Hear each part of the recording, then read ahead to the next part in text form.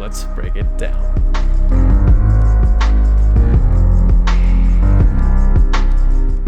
Spoilers ahead, so be warned. We finally got a longer episode. This one was almost 40 minutes long, which was nice. I feel like one of my only complaints about this season as a whole was that the episodes were just too short. Boba Fett and a Mandalorian walk into a bar and meet 2 more Mandalorians. It's not much of a joke, but it was a really cool scene. I loved how Bo-Katan knew immediately that Boba Fett was a clone. It's things like that that really tie the eras of Star Wars together. This is another problem I had with the sequels. They largely pretended that the prequels didn't exist, and it just made the trilogy feel so isolated from any other Star Wars era. I also thought that this scene served as a reminder to those that may have forgotten. Boba Fett is not a good guy. He may have a code of honor that he lives by, but he will not hesitate to kill you over a minor verbal spat. The Star Wars Avengers make a plan and pull it off pretty well by having the shuttle make an emergency landing into Moff Gideon's light cruiser. Although I will say, Boba Fett would have been a real asset in this fight, but I guess someone had to fly the ship. But that's 2 episodes in a row that Boba Fett was just flying the ship, so I wish they had incorporated him into this episode a little better. The ladies group up and fight their way to the bridge while Din sneaks to the brig, hoping to disable the Dark Troopers along the way. And let me just reference the boys here, but girls do get it done. Fennec, Cara Dune, Bo-Katan, and Casca absolutely tear through the hapless stormtroopers without much difficulty at all.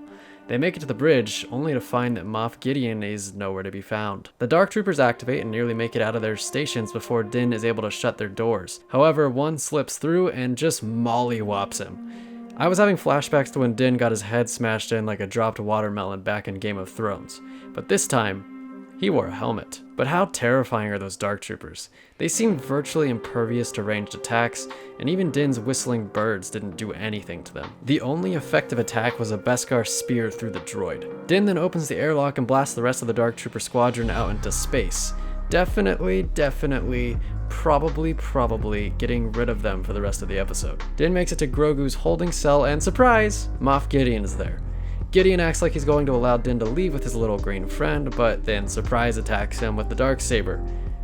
The 2 duel in the hallway, Din using his spear against Moff's saber. I think it's kind of funny how we have Javier Pena, a DEA agent from Narcos, fighting Gustavo Fring, drug kingpin from Breaking Bad. In what was a pretty short and honestly forgettable fight, Din disarms Gideon, who surrenders to him, which definitely, probably isn't important at all. Din brings Gideon to the bridge and the second shoe drops.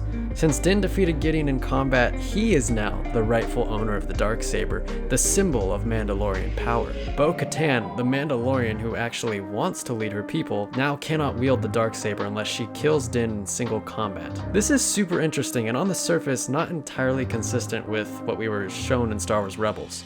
In Rebels, Sabine Wren wields the Darksaber for a time after finding it on Dathomir. However, she simply gives it to Bo-Katan later, deeming her the rightful leader of Mandalore. That's it. No fight to the death, no unpleasantness. So what gives? Why does the transfer of the Darksaber suddenly require a fight to the death? Well, I have a theory. For years, Maul simply left the Darksaber in his lair to collect dust. He did not think himself worthy of the weapon, having suffered a brutal defeat at the hands of his former master Sidious. So when Sabine assumed temporary ownership of the weapon without having to win it, perhaps she was in a unique position of being able to then award it to someone. Honestly, that even seems a little iffy to me. Hopefully we'll get further explanation in Season 2. In a stunning move that no one could have foreseen, the Dark Troopers regroup and fly back into the cruiser, making their way towards the bridge. The group prepares themselves for a fight, and I couldn't help but be reminded of the Tomb of Balin scene from the Fellowship of the Ring. But before the Dark Troopers can smash through the door, a lone X-Wing arrives in the hangar. We watch the security cameras as a Jedi cuts through the Dark Troopers like Anakin cut through younglings. When the Jedi reaches the bridge, Din opens the door, and it's Luke Skywalker. Alright, let's talk about this. Honestly, as soon as I saw the X-Wing, I knew it was Luke. The whole time while he was cutting down all the Dark Troopers, I was wondering who they picked to play him. Would it be Sebastian Stan, as all the rumors suggested? Or would it be someone outside the box? Well, it was neither. It was Mark Hamill. An uncanny valley as hell Mark Hamill. Don't get me wrong, it was great to see Luke, but I wish they had just cast a younger actor. The technology simply isn't there yet, Quite honestly, I thought it looked like Luke from Battlefront 2. I just think they made the wrong choice here, but I can live with it. I don't anticipate seeing much of Luke from here on out anyway. When Grogu and Din said goodbye, man, that was emotional. One of the most emotional moments in all of Star Wars. It was touching to see Grogu touch Din's helmet, and even more so when Din removed it and let Grogu see his face for the first time. Powerful, powerful stuff there. I shudder to think what Grogu going with Luke means for his future, considering we know that Ben Solo kills all of Luke's pupils.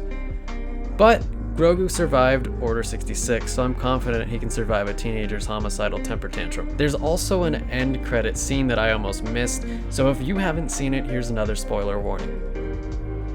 Okay, so we go back to Tatooine and see that Bib Fortuna has not only put on the pounds, but he's also ruling in Jabba's stead. But Boba Fett guns him down and takes his place on the throne, assuming control of the underworld. Boba Fett, king of the underworld. We also got the announcement of the Book of Boba Fett. I'd expect it to be another limited series about the infamous bounty hunter, as Lucasfilm seems to be tapping those to be the future of Star Wars. So that was the episode. I enjoyed it, no doubt, but I have extremely high expectations for season finales.